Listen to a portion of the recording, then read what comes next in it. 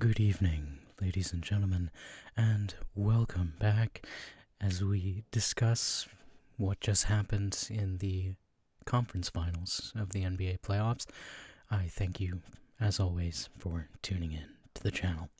So, let's start with the Western Conference Finals. There's a lot to talk about here, especially with the Minnesota Timberwolves, who, of course, I predicted would win in 6 games. In the last video, they lost in 5. And a lot of this, I think, just really comes down to coaching. Obviously, the Thunder are a very good team. They won 68 games. You can't discredit that. But I feel like the Timberwolves really didn't give themselves or the Thunder the respect that was needed to win a series like this.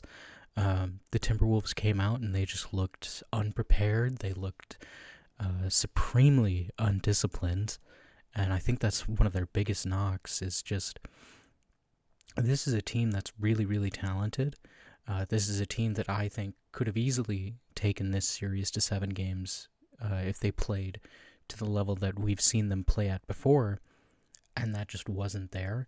And I think a lot of that really comes down to coaching. I think if I were the Timberwolves general manager, I would be taking some serious looks at that coaching staff and figure out why this happened for a second straight year where you come out and you're just not ready. You frankly, you suck in the first 2 quarters of a game, and then you're mentally checked out for the rest of the series. And it was frankly embarrassing to watch, right? Like, this is a team that you want to, the Thunder, right? This is a team that you want to play your best at if you want to go out there and seriously talk about contention, and you're just, what are you doing? My God, the Thunder were laughing their asses off, right? You come into a Western Conference Finals, and that's the product you give us. I don't know. God, that was a very poor performance by the Wolves, and the Thunder at times, I thought, weren't playing their best either. I think there was a lot of sentiment. I saw that the Western Conference Finals was much less interesting than the Eastern Conference Finals, and a lot of that, I think, had to do with effort. Because there were games where I thought the Thunder were definitely off their mark, and they had a couple of games where they weren't shooting very well, and I thought this would be an interesting series, but the Timberwolves just said, hey, you can go low, we can go lower. And there was a lot of sloppy play in this game, or this series, I should say, especially Game 2. Game 2 of the series was borderline unwatchable. The shooting marks in that game. I think the Timberwolves shot 18% from 3 in Game 2 or something like that. I mean, my God, it was really bad. So I don't know what the Timberwolves are going to do this offseason. They've got a couple of expiring contracts. They got a couple of player options. Julius Randle kind of disappeared in this series, and I think we saw more of the vintage Julius Randle in the playoffs than what we had been seeing. A lot of that, I think, comes down to the fact that the Thunder, of course, they have Isaiah Hartenstein, they have Chet Holmgren, they have a lot more size than the Warriors or the Lakers do, and I'm very positive that the Timberwolves were waiting with bated breath for that Game 7 to see if the Nuggets could come out of that series, because I think the Timberwolves match up much better with the Nuggets than they do the Thunder. I think a lot of people are going to give a lot of flack to Rudy Gobert. Rudy Gobert was basically the only reason that it was close in the first half of these games at times. Just a very poor effort from pretty much any other player on the team. And I don't know what's going on with him. His shot selection in this series was terrible. Just frankly put, his shot selection was awful. He did a lot of things that you want to see. He played with effort on defense, and he was, chasing rebounds and stuff like that. But, He was just not getting the scoring going that I think you want from a number one guy. On the Thunder side of things, Chet Holmgren really started to heat up towards the end there. It looks like maybe he's getting his confidence back. Jalen Williams had a couple of great games. SGA did SGA things, of course. No surprise there.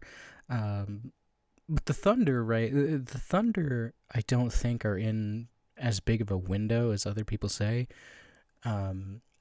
Because the Thunder have Chet Holmgren and Jalen Williams on an expiring deal next year. That's a decision they're going to have to make if they want to keep both of them or just the one. As it stands currently, it sounds like they intend to keep both, but if Jalen Williams gets another All-NBA team, he's going, as far as I understand it at least, he will qualify for the Supermax, and I don't know that they're going to want to do that. I think they're hoping that they can just get them on the rookie max deals. But I don't know the financials in the NBA as well as I do in the NFL, of course. So that's something I'll have to look into after the playoffs are done and we get more into some off-season stuff. I'll have to go and look at that and see what's up there. But they're both on expiring deals next year, and I think the Thunder is not going to be this same iteration after 2026. I think this year and next year, absolutely, the team will stay the same. I don't expect they'll make any drastic changes to the roster. Some people have said they'll go out and get Giannis. I highly doubt that. But this year, next year, absolutely. These are the years where they want to compete and see if they can go get some rings. But I think in 2026, in that offseason going into 2027, I think the Thunder could look very different. People have pointed to the Alex Caruso contract and the Isaiah Hartenstein contract, and it's like, these are guys that they're going to keep for years. And the way I look at it is you've got guys on good contracts specifically so you can use them as trade fodder. When the roster gets more expensive, you go, hey, look, this is a contract we can move, we can clear up some space, and hope that our rookies that hopefully we've been drafting with all these picks that we have, we can move our older pieces, and hopefully our rookies have developed and can start stepping into those minutes, right? That's how I see this working out. And again, I'll do more research on the financials of the NBA going into the offseason and make a video about that then. But the way it looks to me is that the Thunder is setting themselves up so that they can have a good core, right? Like 2-3 guys on the top that they pay a ton of money, and then they're rotating the 4 through 8 spot pretty substantially, right? Like, I think that may be the way that the NBA is moving, where you just can't load up on star pieces anymore, obviously, and you have to have the development system in place so that you can rotate those lesser. Well, I don't want to discredit them, obviously, because guys like Alex Caruso and Isaiah Hartenstein are very good players, and that more depth area of the bench and of the roster, like the middling level, where I think they're just more and more teams are going to start building their rosters that way, where they can have the flexibility to move older pieces, hope that the rookies come up before they have to be paid, and then get in and take over that way. So a lot of interesting questions there about both of those teams going into the offseason. The Thunder, they look absolutely excellent, and they're now in the NBA Finals, well-deserved. Their coach, I think, is just phenomenal. Mark Daigneault, I think is how you say it. It's a last name I'm not overly familiar with, so I don't quite know how to say it, but he is a phenomenal coach, no doubt in my mind. Absolutely incredible coach. So that's the Western Conference. Let's move over to the East now, where we talk about the Pacers and the Knicks. Now, the Knicks, again, a lot of this felt like it was coaching. Tom Thibodeau, maybe shot himself in the foot here. A lot of rotational question marks about some of the ways the minutes were being used. Also, a lot of question marks about what they're going to do in the offseason because they need, I said it in the last video, they have got to stagger these minutes between Cat and Brunson. Having Cat and Brunson on the court at the same time is just a defensive disaster class. That is not a combination that you can play and win. And that, of course, is dependent on whether or not they're actually going to keep Cat going forward. There were some rumors that came out immediately after the loss that the Knicks front office was not pleased with Cat and were maybe looking to go and make some changes. And I don't know if I necessarily agree with that idea because I think the Knicks are significantly worse without Cat. And there's also the possibility that Cat was playing injured. He did not look to be at 100% in that Game 6. There was definitely a question mark there. I think maybe some knee problems, ankle problems, something. I'm not quite certain, but definitely a lot of questions there with Cat, especially. I don't know exactly who's headed for free agency on the Knicks. I haven't looked. But I know they're on the older side of things in New York. I think their window is kind of teetering on the edge that maybe this isn't something they can repeat.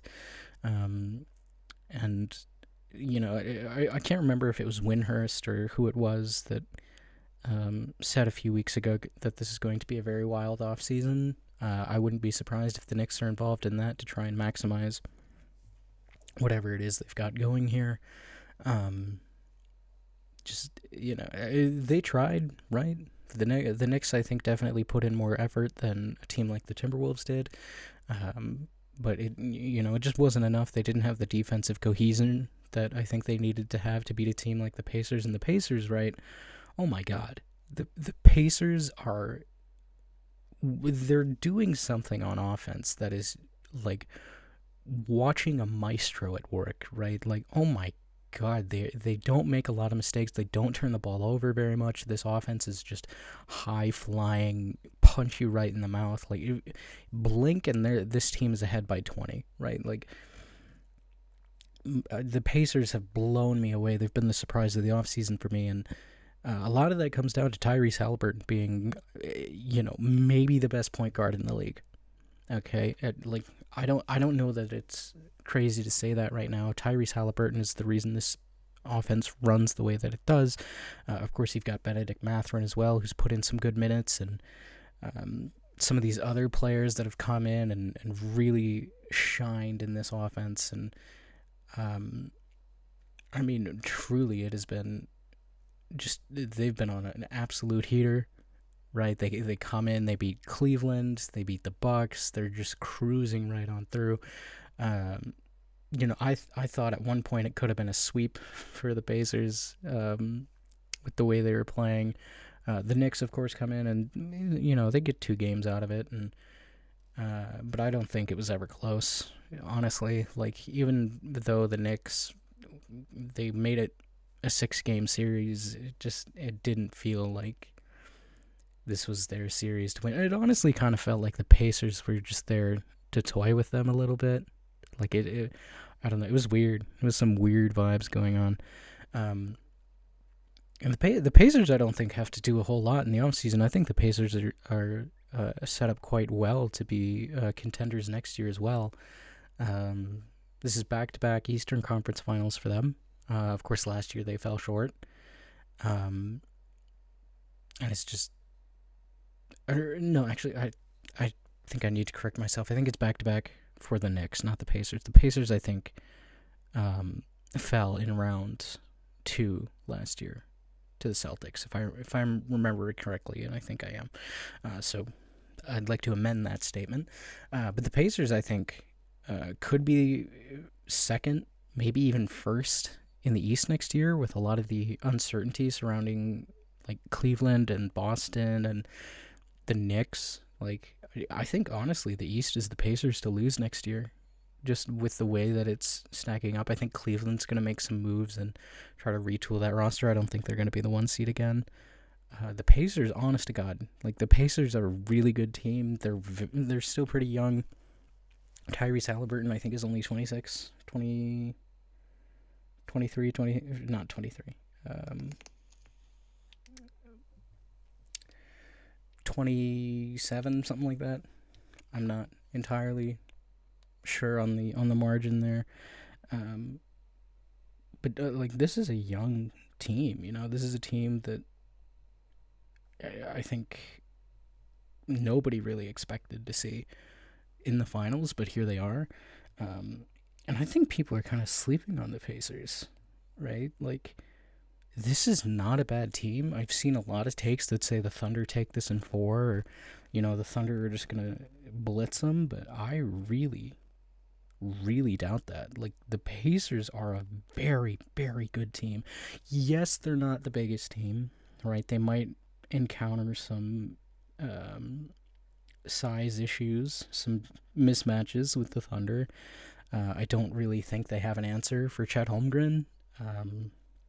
And if, Chet Holmgren plays the way that he did those last 2 games against Minnesota, I think that could really be a struggle point for them. So that I think that is definitely something to watch to see if they can contain Chet Holmgren. The perimeter defense as well may be a little bit suspect for the Pacers. The Thunder have all kinds of shooters that can come in and get you 15, 20 points. So that's something they're going to have to watch for sure. But the Pacers offense just moves so fast, right? Like, the Thunder are really good in getting takeaways. They're really good in transition, and that's kind of where the Pacers shine, is in transition. So, this is a really interesting matchup for sure. But, we'll see, right? We will have to wait and see what happens. Part of me really wants to root for the Pacers just because I love rooting for underdogs. If that wasn't already obvious based on every prediction I ever make on this channel. But I think people are definitely sleeping on the Pacers, and I think that's a little disrespectful, right? Like, the Pacers deserve to be here. There's no doubt about that. Not a shadow of a doubt. Even, like, this is a good roster. Okay, this is a good team. They're playing really well. They're hot at the right time. They're coached exceptionally well. They're a very disciplined team. Like I said earlier, they do not make a lot of mistakes. And going into the finals, I think that's very important. Just because, mistakes are where you lose basketball games, as we've seen with the Timberwolves. The more mistakes you make, the harder it is to win. But both of these teams, the Thunder and the Pacers, I think are definitely teams that have a little bit more leeway to possibly be here again than some of these other teams. I think there's a lot fewer question marks about these teams, and obviously that plays into why they're here. They're very well constructed. This is what the future of the NBA looks like, right? Like, the Lakers, who cares, right? The Lakers, I don't see them doing anything next year of substance. Like, even if LeBron is back, even if they get a center, I don't think we're going to see the Lakers in a conference finals next year. I don't think we're going to see the Celtics, just because of their injury to Jason Tatum. And they're going to be doing quite a bit of moving and retooling that roster. I think their window with this current core is definitely closed, so I don't think they're going to be a team to watch next year. The Cavaliers, same thing, where it's just I don't know what's going on there.